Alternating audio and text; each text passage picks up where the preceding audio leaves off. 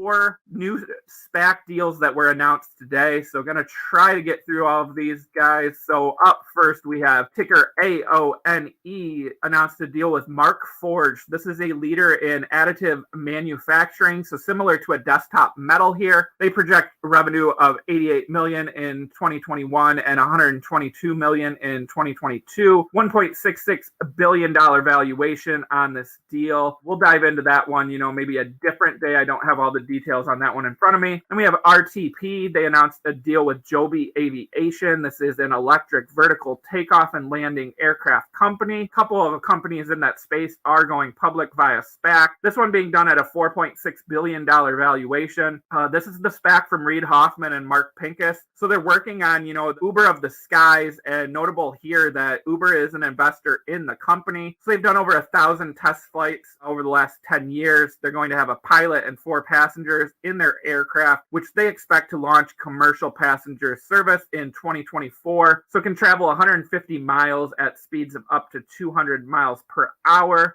So Reid Hoffman's going to join the board of directors here. There is a 5-year lockup on founder shares based on different target prices. So that's something for investors to consider. They see a $500 billion market size in the U.S. alone. So they're targeting, large cities like Chicago, New York, Dallas, Washington, D.C., Miami, and Los Angeles. So they acquired Uber Elevate in January 2021. They're going to work alongside Uber Copter. And this is very important because they're going to partner in a future release where you can actually then book a Joby Aviation ride right through your Uber app. So that's definitely something, investors should be looking at. It is a couple years away. This is a pre-revenue company. So they don't see revenue until 2024, $131 million estimate, and that's from one city. But, by 2026 in 3 cities, $2 billion annual revenue in 10 years. They want to have 14,000 vehicles, $20 billion in revenue from 20 cities worldwide. Full disclosure, I did buy shares of RTP this morning when it dipped after that deal announcement. Then our next deal, we have RAAC. So this is taking Berkshire Grey, which is a pure play robotics company providing automation solutions in a SPAC deal. So this values the company at $2.7 billion, and the $165 million pipe was anchored by both BlackRock and Chamath Palihapitiya. Shareholders will own 10% of the new company. So they're working on automating warehouses, right, and logistics fulfillment centers, which is huge in the e-commerce market that we now are in. Only 5% of warehouses are currently automated, which they see as a substantial opportunity. Anchor customers listed in the investor presentation include Walmart, Target, FedEx, and TJX companies. That's TJ Maxx parent company. So they see $280 billion addressable market size. Right now, 5 focused verticals of retail, e-commerce, grocery, parcel, and third-party logistics. They have a pipeline of $1.7 billion in deals. That's grown as only $0.1 billion was their pipeline at the start of last year. So right now, that backlog represents 85% of 2021 and 40% of 2022 projections. So they're guiding for revenue of $59 million in 2021, $119 million in 2022, and $248 million in 2023. I do own shares of RAAC. This is the SPAC from Steve Case, the former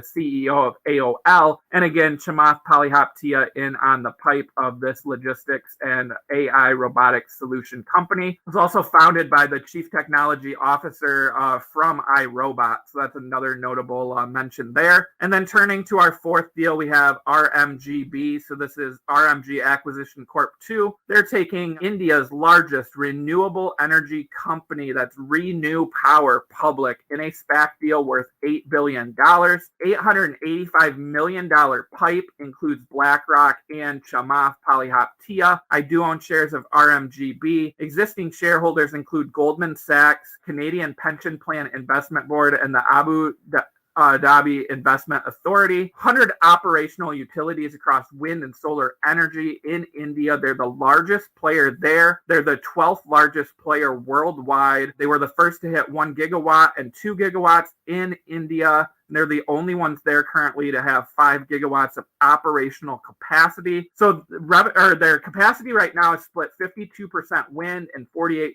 solar. So good diversification there. They're going to hit 10 gigawatts of renewable energy just with their current and new deals and contracts that they have already signed. So India's government is calling for 450 gigawatts of installed renewable capacity by 2030. They're the fourth largest country in terms of renewable power capacity. So big growth opportunity there as you have a country focused on renewable energies. Palihapitiya out with a tweet saying that they're playing a huge role in moving one of the world's most populous countries to clean energy. He predicts India will overtake the European Union in 2030 as the third largest energy consumer. So this company already has predictable cash flows and long-term agreements. One of the most profitable renewable energy companies in India and the world. Revenue last year, $681 million.